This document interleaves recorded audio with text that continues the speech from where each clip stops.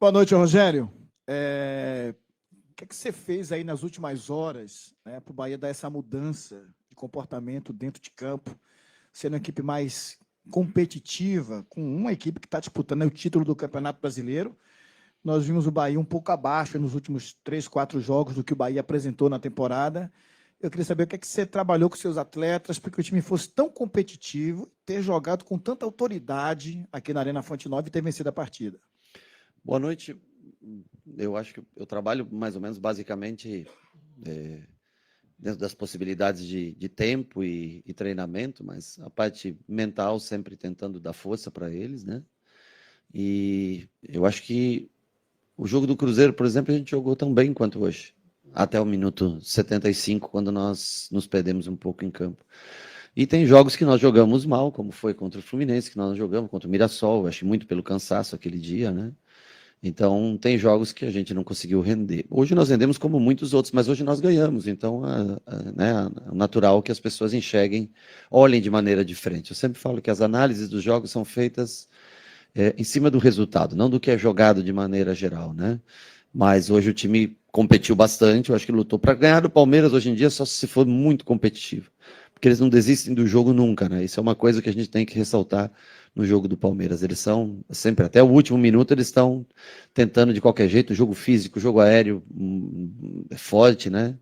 Então, nesse sentido, acho que a gente competiu e no campo, com bola no chão, nós também jogamos mais do que o Palmeiras. Agora, não desistir até o final, se sustentar em bolas aéreas, muitas faltas, né? Que foram arrumadas ali perto da área. O time soube se defender bem, soube se sustentar bem. E eu acho que é um jogo que a gente jogou assim contra o Cruzeiro. Eu acho que até melhor até contra o Cruzeiro, com exceção dos últimos 15 minutos. E hoje a gente teve concentração até o final do jogo, por isso consegue essa vitória importante para dar sequência no campeonato. Boa noite, Rogério. A importância de Rodrigo Nestor no jogo como esse, você que perdeu dois jogadores, um já está há algum tempo sem atuar no setor de meio campo, que é um jogador que gira bastante a bola, que é o Caio Alexandre, e Jean Lucas. O que você pode falar? A importância do Rodrigo Nestor nesse jogo de hoje. Olha, eu acho que muitas coisas ele rendeu bem, cansou um pouco, mas é um jogador que procura sempre atacar o espaço, mais ou menos como o Jean faz, é uma característica diferente, né, do Jean. O Jean é um jogador de força, proteção de bola e consegue atacar muito bem a área, por isso até tem tantos gols, né. O Nestor já é um jogador um pouco mais de armação, não tem tanto confronto físico, mas é um jogador que consegue tratar bem a bola, acha bons passes normalmente, né. Acho que foi um bom jogo dele. O Michel, quando entrou também, acho que entrou bem no lugar dele. Acho que o Michel é mais físico até que o Nestor. Nós pensamos muito, mas o Nestor até fez uma sequência boa de jogos nas finais do Campeonato Nordeste. Acho que merecia essa oportunidade e ajudou o time, como quando o Michel ajudou também, conseguiu fazer. Quando entrou, fez coisas boas. Acho que, diante da ausência de Caio, de Jean Lucas, duas peças fundamentais, Nico fez um ótimo jogo hoje. Errou alguns passes, é bem verdade, mas ousou, girou, teve, né, garra o tempo todo, lutou enquanto teve energia. E o Nestor e o Michel, cada um no seu tempo, fez bem essa função do Jean Lucas. Boa noite, professor. Com relação ao o treinamento em si, o lance do gol, o Rogério, o goleiro, fazia muito essa saída de bola rápida com a quebrada, né? Sim. Eu queria que você falasse justamente disso, porque teve um lance uma vez aqui com o Marcos Felipe, que foi sair rápido, acho que contra o São Paulo, Sim. e acaba tomando o gol, e aí praticamente o Bahia parou. Por muitas vezes até o torcedor se aborrecia, o goleiro segurava, esperava o time organizar. Eu queria que você falasse desse lance do gol com a saída de bola do Ronaldo e também o retorno do Ademir, a importância do retorno do Ademir. Primeiro eu ia te dizer que para ver o lançamento, você tem que ter a velocidade. Se você tem Pulga e Ademir, você tem mais velocidade. Se você não tem, também não adianta você querer fazer uma ligação para quem não consegue depois competir na frente. E ali é diferente do lance do que você se refere do jogo do São Paulo. O jogo do São Paulo, o Marcos Felipe estava fora da área, do lado contrário, ele quis fazer uma virada de jogo, né? E acabou tendo azar de bater no jogador de São Paulo e sobrar, eles fizeram um gol. Aqui não, aqui é uma bola bem objetiva, saída de centro de área, ele sai, faz a defesa segura e tem, né, no seu jogador o principal velocista do nosso time em campo naquele momento, Fresco, que acabou de entrar, né? Então consegue, mas a reposição muito boa, porque ela é no ponto futuro, né? Ela não, o jogador não precisa, a bola por si só vai morrendo na frente e aí entra no que o Ademir mais precisa, que é espaço para render, né? Quando ele tem o espaço. E aí acho que é 30%, 40% do Ronaldo no lançamento e o restante o Ademir, que praticamente faz o gol num contra um sozinho, né? Dando um drible desconcertante e fazendo um gol de pé na direita, cruzada, meio sem ângulo, já cruzada. Então acho que mérito dos dois, o Ronaldo pela saída de gol, reposição rápida, ponto futuro, a bola quica no lugar certo. E o Ademir por estar descansado e está voltando hoje, conseguir fazer um gol que nos ajuda muito, né? Muitas vezes as pessoas não entendem, mas quando você não tem esse jogador de velocidade, está lesionado, né? Então, imaginou se nós tivéssemos o Pulga também hoje, para poder trocar mais cedo um pouco, né? Sanabria eles me pediram para deixar no máximo 60 minutos em campo. E como é que eu explico para o torcedor na hora que os caras me xingarem de burro quando eu tiro ele, porque me deram 60 minutos? Eu tenho que arriscar, né? E o Sanabria a gente não nota, mas o cara já está, acho que há 5 jogos jogando quase todo o tempo, né? Então ele cansa. E se o Sanabria machuca também, e o Pulga machucado, então as pessoas não entendem às vezes por que você tira um determinado jogador. Mas em tese era para jogar 60. O que eu vou fazer? Não posso fazer nada, né? O jogo apertado, né? Ele bem no jogo, ele tem levado vantagem aqui em casa sobre todos os laterais, fora de casa um 50-50, mas aqui, e não são laterais quaisquer, né? São jogadores bons, de times bons, como foi Cruzeiro, e hoje o Palmeiras levou praticamente todos os duelos ofensivos, mas a jogada muito boa do Ronaldo, o jogo como um todo bom dele, e um lançamento, uma assistência para gol, né? Conta com uma assistência para gol. Boa noite, Rogério. O Palmeiras hoje, o Bahia teve uma postura hoje no setor de meio campo, para mim foi o ponto fundamental para que o futebol do Palmeiras não evoluísse. O Palmeiras tentou utilizar os lados do campo, mas também foi neutralizado, né?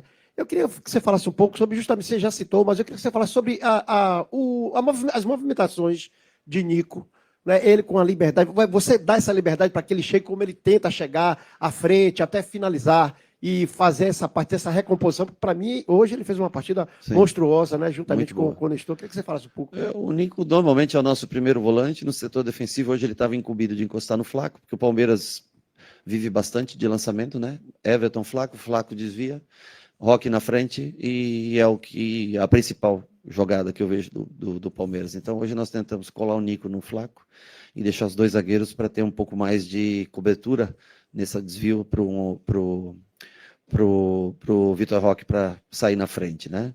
E ofensivamente, eu dou liberdade porque quando o Juba, se eu jogo com Nestor e ele, cada um do seu lado faz o que tem que fazer na parte da frente, o outro faz como primeiro. Quando joga ele e Juba, desde que o Juba fique, hoje eu não podia deixar mano a mano os dois, era o principal, né, o principal, acho que o perigo que o Palmeiras tinha é a dupla de ataque hoje, que vem num momento fantástico. Então, quando ele ia, Juba ficava um pouco mais, o Gilberto ficava um pouco mais. Então, sempre o objetivo era ter um 3 contra 2 defensivo para não dar chance para os contra-ataques do Palmeiras. E ele fez muita coisa boa, errou alguns passes, é bem verdade, na saída de jogo. Talvez custou um pouquinho a mapear o setor onde a bola deveria ser jogada, mas é uma situação sempre mais difícil quando você tem que tomar a primeira decisão, né? Mas em matéria de competitividade deixou tudo dentro do campo, foi fantástica a participação dele nos 85 minutos que ele teve em campo. Rogério, tudo bem? Nicolete Como é que SPN, você tá? Joia? Sempre bom falar contigo. EV. Realmente. Das reclamações do Palmeiras, fervorosa inclusive, foi sobre o estado do gramado, né? O técnico citou que foi muito difícil ser criativo nesse gramado. Inclusive o Palmeiras vai fazer uma reclamação à CBF, porque tem um padrão, a coloração do gramado, e dificultou muito o jogo do clube, inclusive colocando as 2 contusões na conta do gramado. O que você acha? Você acha que é pertinente essa reclamação? Faz sentido? Atrapalhou também o jogo do Bahia? Eu acho que a cor do gramado estava muito feia mesmo, sabe? Estava feia a cor do gramado, realmente. Para o Palmeiras, é melhor o gramado ruim. Porque ele só faz ligação direta quase, né? A maioria do jogo deles, a característica de jogo é Everton, Flaco, Vitor Roque na frente. Para a gente prejudica mais, porque a gente joga desde trás no chão. Então, para um time que põe mais a bola no chão, realmente o gramado, eu acho que o gramado, para nós também gostaríamos que o gramado tivesse em melhor condição, mas eu acho que atrapalhou muito mais para nós do que para eles.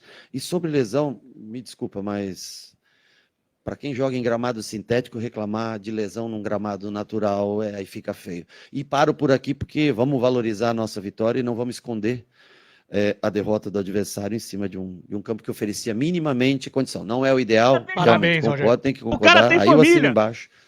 Precisamos melhorar. Mas lesão muscular na conta do gramado também, aí já é demais. Boa noite, Rogério. A gente vinha debatendo nos últimos dias sobre o comportamento de competitividade do Bahia, foi até algo citado aqui também a respeito dos jogos anteriores. Eu queria falar a respeito do seu próprio grupo, da sua visão enquanto treinador, também sobre esse tema de competitividade. Você falou sobre o Nico, que tem buscado evoluir também. Ele não tem o passe do Caio, não tem o giro do Caio, não tem a saída, mas tem uma pegada diferente do Caio também. São virtudes diferentes. A gente tem o Sanabria também, que talvez tenha um contra um pouco melhor do que o Pulga, mas o Pulga talvez finalize um pouco melhor. A gente vai trazendo esses contrapontos de posição. Quanto você enxerga no seu grupo essa vontade de aprender o que o companheiro tem de excelência para que todo mundo possa estar quase no mesmo nível para te entregar o melhor? Bom, depende muito, vai do interesse de cada um. O Nico é um cara que se interessa muito e o Leandro trabalha muito giro com ele, recebendo de costas no meio, faz complemento individualizado, né? Ele é o que mais gosta de fazer, mas tenta colocar Rezende para fazer isso também, né? O Sidney, quando vai treinar com a gente, para fazer isso também. Então, assim, depende muito da parte física, como está cada jogador, que se pode fazer, né? Os jogadores defensivos gostam muito mais de fazer complementos. Eles sabem, logicamente, muito mais do que um atacante, né? De limitações, estão virados de jogo. Gabriel se vê hoje virados de perna esquerda, boa, ele treina bastante isso, de maneira geral. E o Nico é um dos caras que tenta mais evoluir, porque ele tem coisas, como você citou, a marcação em si, que ela é superior acho que a quase todos, né? E precisa, logicamente, evoluir cada vez mais na parte com bola. E então, ele é um cara que treina bastante, faz bastante, principalmente com o Leandro, exercícios individualizados, né? Assim como o Ademir gosta muito de fazer aquela bola, trazer para dentro, perna esquerda, finalização. 1, 2, perna direita, no espaço, fazer finalização. Quando a gente pode, a gente trabalha essa parte personalizada para cada setor, né? Ou para os atletas que compõem esse determinado setor. E o Nico é um dos que mais evoluiu. Até está girando demais, eu acho que ele está virando um peão, às vezes muito está girando demais. Então, assim, ele girou bem, achou bastante espaço, uma melhor escolha, como falou, o gramado atrapalhou um pouco a gente, como cita o treinador do Palmeiras, porque senão o Nico teria acertado também mais passes nas viradas de jogo e nós teríamos saído mais vezes em condição de 1-1 contra o Palmeiras. Boa noite, Rogério. O senhor já chegou a dizer que a briga do Bahia era pelo G6 e que seria difícil figurar entre os 3 primeiros colocados, mas pensando nessa rodada em que todos os adversários diretos perderam e que o Bahia chega ao seu segundo triunfo contra o Palmeiras na temporada, será que não dá para sonhar com mais? Não, você pode sonhar com tudo, não só sonhar, você pode viver realmente eu acho que você tem razão, nós temos que procurar sempre ser campeão. Sempre, como fomos campeões baianos, campeões da Copa do Nordeste, logicamente temos que tentar também ser campeões brasileiros. Agora, a pontuação ela é distante e a realidade momentânea dos times, apesar, logicamente, nós temos vencido 2 vezes o Palmeiras no ano, nós temos que entender a realidade de opções, e infelizmente nós perdemos muito. Talvez se nós tivéssemos com o nosso elenco completo, se nós tivéssemos com Pulga, com Ademir, não tivesse ficado tanto tempo fora, com o Caio também, com o David Duarte também, enfim, com o Canu de volta, com o Eric, nós teríamos também, como esses grupos têm, mais jogadores, né? Agora, eu acho que você tem que sempre brigar pelo primeiro lugar. E às vezes as pessoas podem fazer de conta, tentar bater em você, porque você falou G6. Eu acho o G6 uma virtude no Campeonato Brasileiro, times que conseguem chegar no G6. Eu falo isso com orgulho do nosso time, se ele conseguir estar entre os 6. E quando você fala G6, na minha concepção, eu entendia que era do 6º ao 1º, o G6, né? Ou o 4º, ou o terceiro. Eu acho que os 3 times da frente se destacaram muito da gente em matéria de pontuação, né? E nós ainda continuamos com muitos jogadores lesionados. Então, assim, quando ganha, todo mundo acha que pode ser campeão. Quando perde, todo mundo acha que vai cair, que vai brigar para... Né? E a gente tem que ser ponderado, né? Eu acho que está brigando pelo G6, o Bahia está brigando pelo G6 é motivo de orgulho para todos nós. E o G6, ele, na minha concepção, fala sobre os 6 primeiros. Essa é o que eu dou. E acho difícil alcançar os 3 primeiros. Provavelmente um dos 3 vai se destacar um pouco mais ainda no campeonato. Boa noite, Rogério. A palavra é equilíbrio. Uhum. né? Tivemos hoje uma partida extremamente equilibrada, Concordo. tanto na parte técnica como na parte tática. As estatísticas mostram isso. O Bahia teve um duelo fervoroso com o Palmeiras em números e também no gramado.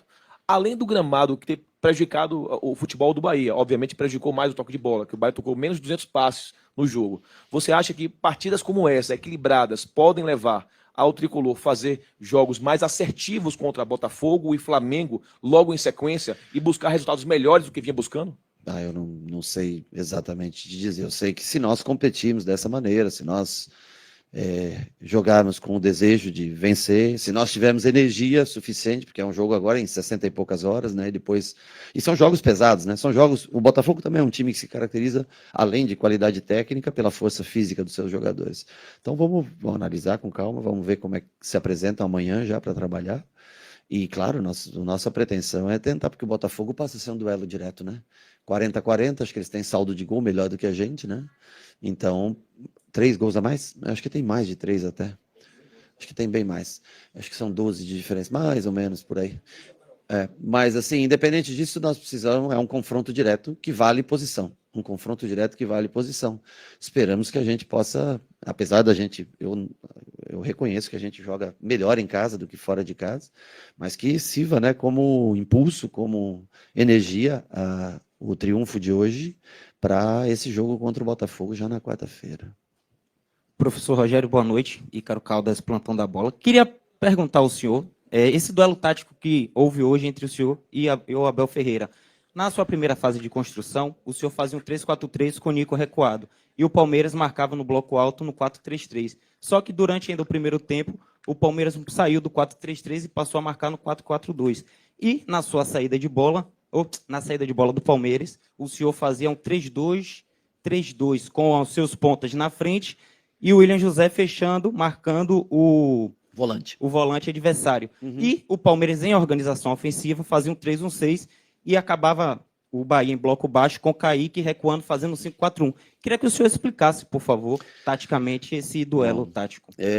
Sobre a saída de bola do Palmeiras, nós colocamos 2 jogadores à frente e já sabíamos ou víamos muito que eles utilizam da bola longa minimamente pressionados, eles já preferem utilizar da bola longa. Então, aí foi o trabalho de ontem que nós fizemos nos 2 homens de frente, que chama muita atenção, porque o Flaco vem e o Vitor sempre fica atrás, nós tentamos deixar 1 para 1, com 2 para 1 na parte de trás, e ter essa primeira bola, ganhar para recuperar a bola e jogar. Essa foi a parte de pressão alta, né? Nós usamos um 3-2, como você falou, mas o 3 nem era muito, né? Nós já usamos o Nico, né, para trás, os 2 laterais, logicamente, um pouco mais por dentro, não para afundar com os jogadores, os meias deles que vinham por dentro, mas sim para ocupar um pouco mais de espaço para tentar ganhar a segunda bola. E aí Everton e Nestor já um pouco mais altos, mas preocupados com o pai de dentro. Foi o maior ajuste que nós fizemos pro Palmeiras para a saída de jogo deles desse jogo foi esse. E com bola, eles fazem construção a 3, com sempre o volante entrando nos zagueiros, dão amplitude com os 2 alas e tem muito jogador de qualidade no meio-campo e mais essa dupla de atacantes que incomoda muito, né? Na linha abaixo, nós marcamos tradicionalmente, como a gente joga, num 4-5-1, logicamente que pode entrar num 5-4-1, hora ou outra, com um dos alas, não porque a gente queira, mas por necessidade, por momento, né, do jogo. E a gente se sente relativamente confortável em linha baixa para defender. Eu acho que é o grande ponto-chave desse time, que as pessoas talvez não entendam, mas para um time que não tem capacidade de marcação individual, a proteção que o sistema traz é o que ainda coloca o Bahia numa briga pelo G6, mesmo não sendo um time que tem Everton Ribeiro e Nestor, não é um time físico. O William não é um jogador, né? Sanabria e Kaique também não é um jogador, mas o sistema é que absorve todo o impacto do adversário. Mas as pessoas às vezes não entendem, querem que você saia. Lógico, você pode sair que nem louco, pressionar, mas se você tomar a bola, depois fica difícil para um time que não é físico. Gilberto é um jogador técnico, não é um jogador tão... Juba é um jogador técnico, não é um lateral de força de marcação. Então, o que absorve o adversário, e com adversários de qualidade, é a linha de defesa. Mas claro que você perde jogos também assim, perde jogos em contra-ataque, perde jogos em bola cruzada. Nós não temos um time tão alto, que hoje trabalhou muito bem a bola defensiva, mas a gente tenta, ou se esforça sempre para taticamente tentar se adaptar, se defender bem, dentro da qualidade técnica do nosso jogador. Para ter um time mais técnico, o sistema coletivo é que tem que defender e não tem muito duelo mano a mano, não tem muita perseguição, porque nós não temos capacidade para perseguir adversários na parte física. Rogério, boa noite. Nesta grande gangorra, você falou do quando ganha e do quando perde. E essa gangorra anímica, ela segue, né?